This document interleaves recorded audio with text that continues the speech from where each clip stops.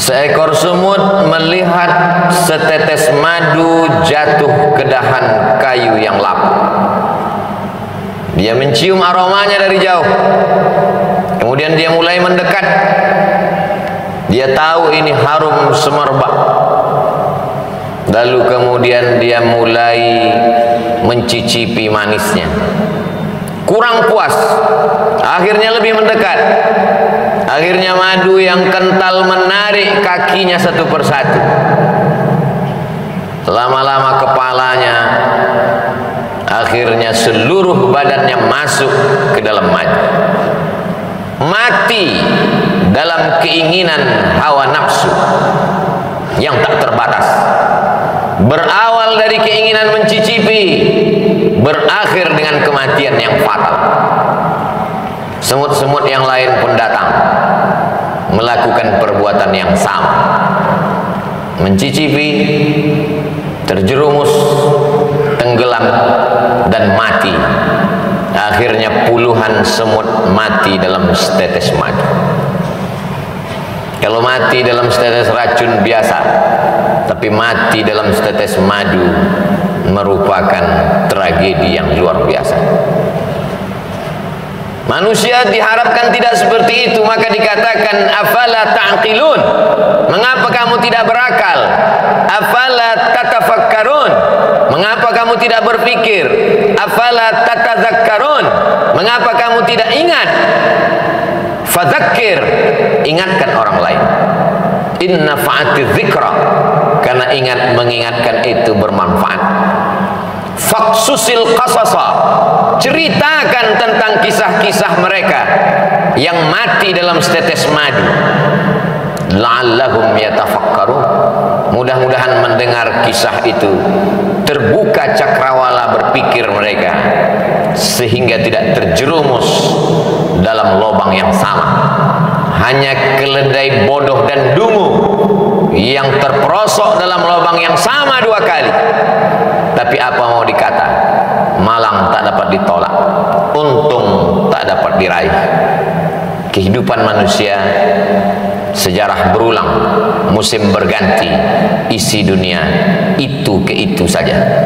Dulu ribuan tahun yang silam, ada seorang yang gagah perkasa, 400 tahun berkuasa di atas dunia, dari timur dan barat di bawah tapak kakinya.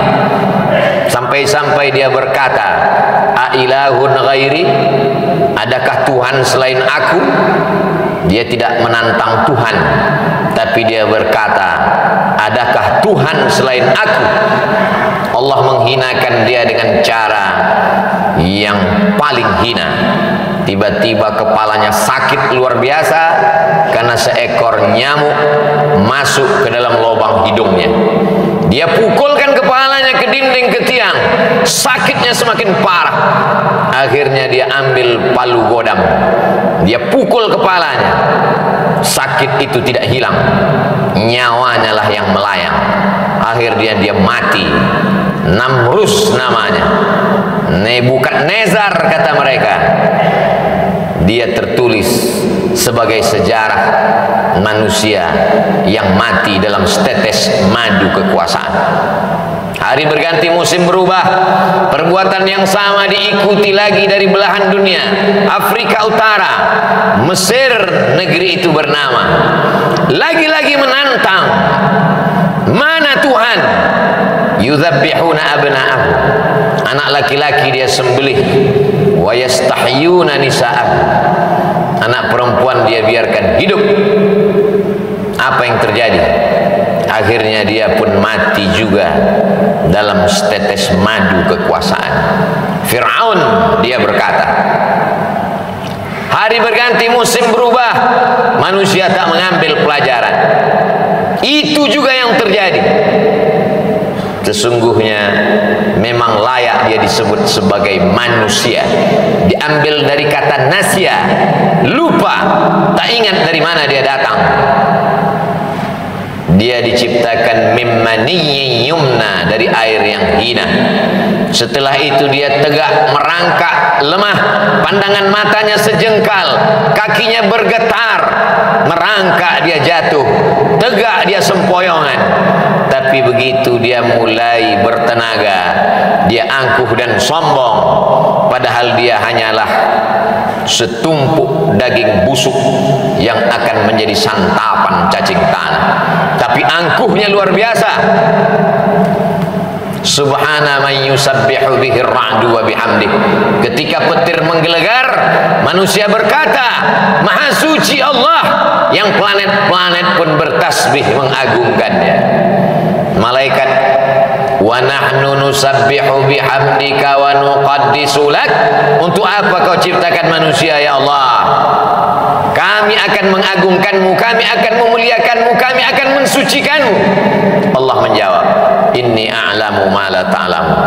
Aku tahu, kamu tak tahu. Biarlah ini menjadi rahasiaku. Makhluk itu pun diciptakan, makhluk yang amat sombong, angkuh dan luar biasa, padahal dia hanya kecil, tak punya apa-apa. Dia tegak berdiri, padahal terdiri dari tulang belulang, daging, lemak, sumsum, kuku, bulu, otak. Jantungnya berdetak karena kudrat dan iradat Allah. Nafasnya berhembus karena pinjaman paru-paru dari Allah. Dia bisa tegak berdiri karena otaknya stabil. Sedikit saja demam panas, dia langsung terbaring kaku. Tapi memang manusia angkuh dan sombong. Akhirnya dia berjalan menantang Allah Subhanahu wa ta'ala. Kalau memang Tuhan itu ada, mana dia? Kenapa dia tidak sanggup untuk membinasakan aku? Inna rahmati sabaqat ghadabi. Sesungguhnya kasih sayangku lebih mendahului murkaku. Azizun, Allah maha perkasa. Ghafur, tapi dia juga maha pengampun. Dibiarkannya makhluk yang sombong itu berjalan di atas muka buminya, menghirup udara miliknya, menghembuskan napas dengan paru-paru ciptaannya. Lillahi ma fis samawati wa ma fil ardh. Apa yang ada di langit, apa yang ada di bumi, milik Allah, semua dia pinjamkan. Tapi manusia yang angkuh, yang sombong, yang merasa diri besar, takabur, tak pernah sadar akan itu semua. Sampai akhirnya malaikat maut datang mencabut nyawa, ditarik, disentapkan dalam satu tarikan, seperti tebasan pedang di tempat yang sama beratus kali, seperti kambing yang dikuliti hidup-hidup, seperti mata kail pancing ditarik dari kulit yang basah, dengan wajah yang bermacam ragam, ekspresi kesakitan dan penuh penderitaan. Lalu kemudian rohnya keluar dari jasad. Semua malaikat-malaikat mencium bau busuk. Mereka bertanya, siapa dia? Dia adalah fulan, anak fulan, anak fulan. Ibunya menyesal melahirkannya, ayahnya menyesal menjadi ayahnya, datuk nenek moyangnya disebut namanya. Apa mau dikata? Penyesalan tak lagi bermakna. La tufattahu lahum abwabus sama. Pintu-pintu langit tak dibukakan menerima rohnya, sampai Allah berkata, tuliskan dia menjadi penghuni sijjin, tempat orang-orang yang durhaka kepada Allah Subhanahu wa ta'ala. Hidupnya singkat, baina sittina wa sab'in, antara 60 tahun 70 tahun, tapi penderitaannya luar biasa. Di alam barzakh 100 tahun, 1000 tahun, sampai malaikat meniupkan sangkakala. Lalu kemudian hari kiamat, barulah kemudian dia bangkit lepas dari azab kubur. An-naru yu'raduna 'alaiha ghuduwwan wa 'ashiyya. Azab neraka ditampakkan di depan biji matanya pagi, petang, siang dan malam. Itulah mengapa orang beriman diminta sebelum salam berkata, Allahumma inni a'udzubika min azabi jahannam wa min azabil qabr. jauhkan aku dari azab neraka jahanam, jauhkan aku dari azab kubur. Penderitaan demi penderitaan terus datang silih berganti. Orang yang tak tahu berkata, kita antarkan dia ke tempat peristirahatan, padahal azab kubur, azab yang pertama, disusul dengan azab mahsyar, disusul dengan titian siratal mustaqim, puncaknya adalah neraka jahanam.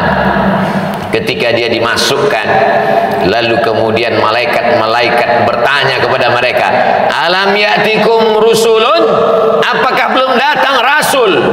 Sudah datang rasul, sudah datang wali-wali Allah, sudah datang pewaris para nabi, tapi kami tak pernah mau mendengar.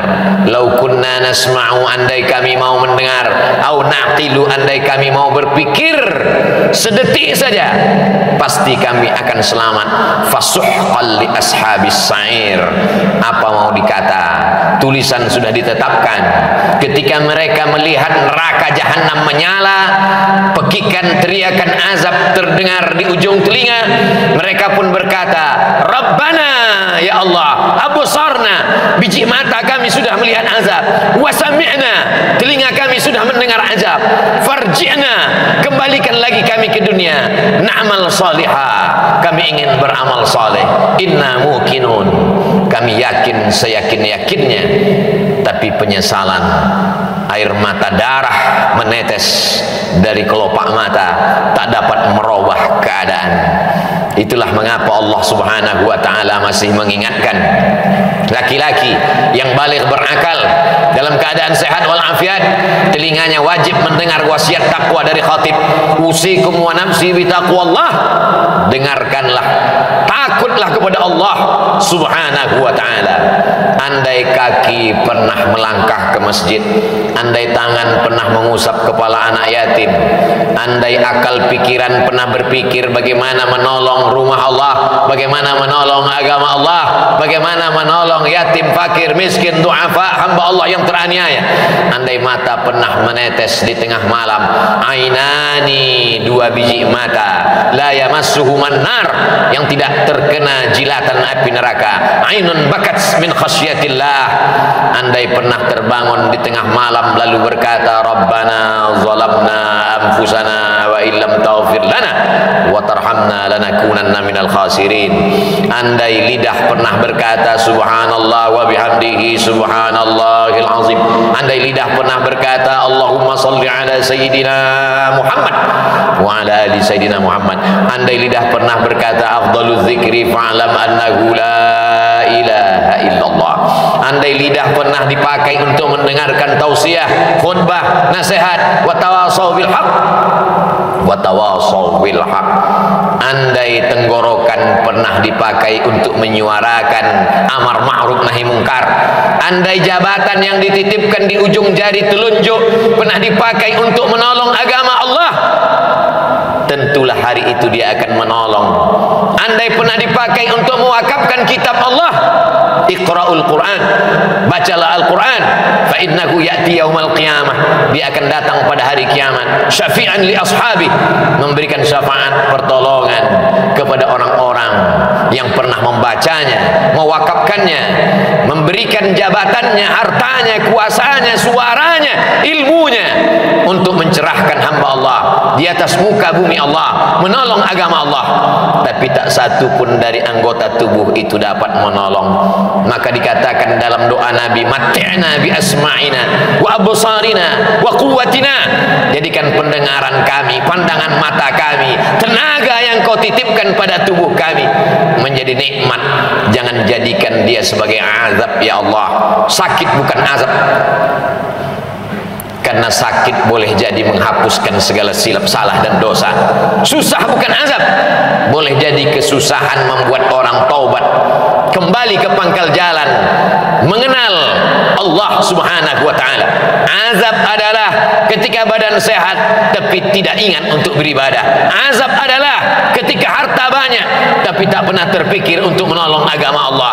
Azab adalah ketika kekuasaan ada di ujung tangan tapi tak pernah dipakai untuk menegakkan agama Allah, itulah azab di atas azab, karena dia akan ditanya di soal la tus'alunna yauma idzin 'anil na'im faman ya'mal mithqala dzarratin khairan yarah.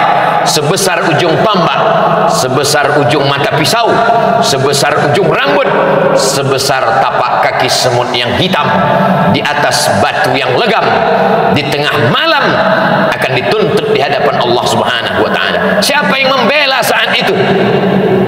Yauma yafirrul mar'u min akhi, saudara kandung pun akan lari, wa ummihi, ibu kandung, wa abi, ayah kandung, wa sahibatihi, istri lari dari suami, suami lari dari istri, wa bani, anak-anak dibesarkan, disekolahkan, dikandung 9 bulan 10 hari, disusukan 2 tahun, kaki jadi kepala, kepala menjadi kaki, untuk membesarkannya, untuk menyekolahkannya.